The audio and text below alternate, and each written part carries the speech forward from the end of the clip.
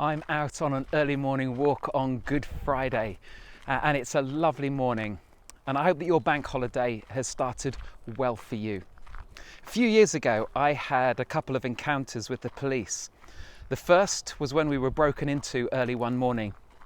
I remember Alice waking us as she'd been the first one up, and we went quickly downstairs to find that laptops, phones, my wallet had been stolen. We rang the police and they came that morning. They took fingerprints, they asked questions, and they were very helpful and reassuring. Found out that others in the village had also been broken into. And over the next few weeks and months, we heard from the police a number of times, keeping us posted on the investigation. And we heard that some people from Ipswich had been arrested, that stolen goods had been found, and that we may get some of our stuff back. And you know what? We did. And those who were arrested faced a prison sentence. I think they were given 4 years for all the robberies they'd committed. Justice was done. The bad boys were behind the bars, and our stuff was returned. Happy days. The police were brilliant, and I realised then that I loved justice. Justice is people getting what they deserve, and those men got what they deserved. Justice says there's a consequence to wrongdoing, a penalty that needs paying. And they committed the crime and they did the time. And justice is so reassuring. It's about putting wrong situations right. We hate injustice. Something burns inside of us when we see it or experience it. And if we don't get the government money that we're promised during this lockdown, we will fight for justice. If we don't get the grades that we think we ought to get, despite not having to sit exams this year, we'll fight for justice. Justice is good. Justice is fair. Justice puts wrong situations right. And we love justice. Now, my second encounter with the police wasn't such a positive experience. I was driving from the Forge office to Wetheringset to visit someone. I was thinking about the visit when I realised too late that there was a police van on the side of the road with a camera. I clocked my speed and I was doing about 40 miles an hour in a 30 speed restriction area. And the week later, the letter arrived. I was doing 41 miles an hour. This was not good news, because another 3 points took me over the limit of points within a 3-year period. And a few months later, I found myself in court, and I suddenly realised that justice wasn't so high on my agenda. In fact, I disliked justice a lot. Something else was more appealing: mercy. You see, if the judge would have mercy, then I could carry on driving. If the judge took into account what I did for a living, that none of my speeding fines had been crazily over the limit, then he might have mercy. And I realised then that I loved mercy.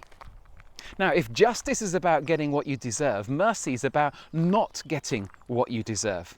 And so mercy is freeing. Mercy is compassionate. Mercy is an act of generosity. For your information, I was shown no mercy that day in court, and my wife became my chauffeur for the next 6 months. Now, justice and mercy, which one do you value higher? Which is more important?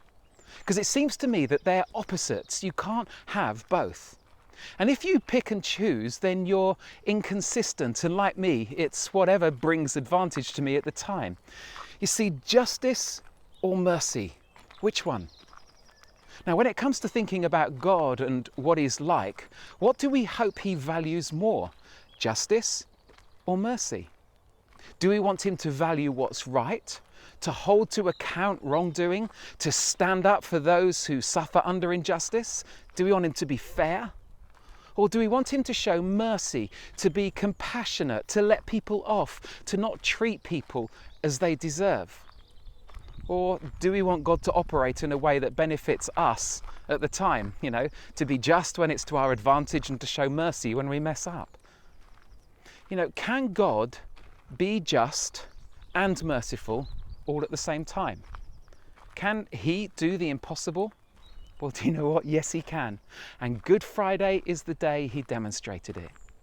You see, the cross is the symbol of both God's justice and mercy. And if I'm honest, when I look at my own life, there's a whole bunch of stuff that I'm not proud of, that I'm ashamed of, most of which I do my utmost to hide from you.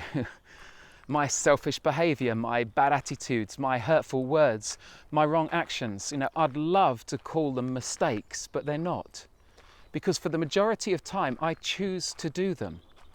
And justice says that with those things comes consequences. They need to be paid for. They need to be put right. And there's a cost, a serious cost involved.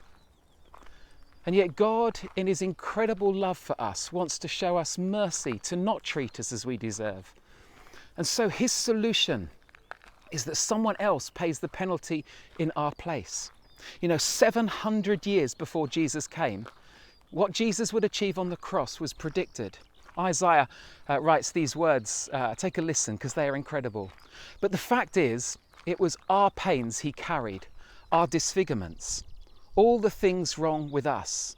We thought he'd brought it on himself, that God was punishing him for his own failures, but it was our sins that did that to him, that ripped and tore and crushed. Our sins. He took the punishment that was made us whole. And through his bruises we get healed. We're all like sheep who've wandered off and gotten lost. We've all done our own thing and gone our own way. And God has piled everything we've done, all the wrong, on him, on him. How incredible are those words? God's need for justice to be done is satisfied through Jesus taking the punishment for our wrongdoing on himself. And God's desire for mercy is demonstrated by offering us forgiveness, healing, freedom. Now, of course, we're still accountable for our actions according to the laws of our land, and neither is this a free ticket to behave as we want to. But the cross is where justice and mercy meet in the most incredible way. And so we can be forgiven based on God's justice as well as God's mercy. And that's why James, Jesus' half-brother, could write, if we confess our wrongdoing, he is faithful and just and will forgive us. You and I can know forgiveness and freedom and life because of what Jesus has done for us. Justice and mercy demonstrated through forgiveness. That's why today is called Good Friday. Have a great day.